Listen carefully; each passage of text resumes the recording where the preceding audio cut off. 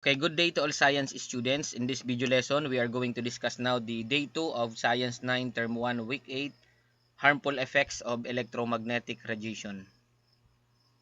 For objectives, identify the harmful effects of each type of electromagnetic radiation. Demonstrate awareness of safety measures when exposed to electromagnetic radiation, and create a warning poster showing harmful effects of electromagnetic radiation.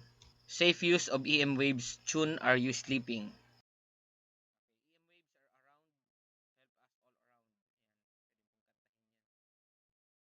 Okay, discussion. Harmful effects of electromagnetic radiation. Low energy versus high energy radiation. The low energy waves generally safer. Example, the radio waves, microwaves, infrared, visible light. Ayan, effects usually safe in normal use, may cause harm with prolonged exposure. Okay, example, listening to radio is safe, but too much microwave radiation may cause tissue heating. High energy waves more dangerous. Includes ultraviolet or the UV rays, the X-rays, and gamma rays. Reason, higher frequency means high energy, which increases the ability to damage cells. Okay, harmful effects by type. Harmful effects by type, radio waves, usually safe. Extreme exposure may cause tissue heating. Microwaves. Microwaves can cause skin burns, may interfere with medical devices like pacemakers. Okay, situation. Standing too close to a high-power microwave transmitter may be dangerous. Infrared radiation can cause eye damage, may cause skin burns with excessive exposure. Example, looking directly at strong heat sources is dangerous. Kahit yung pagtitig direct sa araw. Visible light, extremely bright light or lasers can damage the retina. Ultraviolet radiation, major risk, sunburn, premature skin aging, skin cancer, cataracts. Okay, mechanism, UV radiation damages DNA inside the skin cells.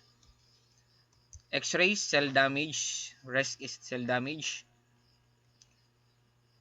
Increase cancer risk, tissue mutation with repeated exposure. That is why medical X-rays are controlled. That is why medical X-rays are controlled.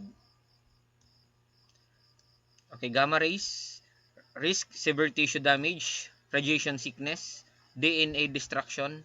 Use carefully in cancer therapy and sterilization.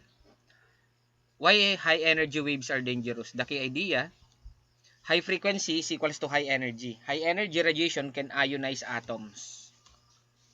Ionizing radiation can remove electrons from atom, yung tinatawag na ionization energy. Damage DNA, yun cause mutation, yung dalawang uri ng mutation, we have chromosomal and gene mutation. Lead to cancer. For activity, individual activity, radiation safety poster. Okay, create a radiation safety poster on short band paper. Title, Radiation Safety First. At least 3 harmful electromagnetic waves, 3 safety reminders, 1 illustration of radiation danger. Okay, rubric. Yan, ito yung rubric ng pag-grade sa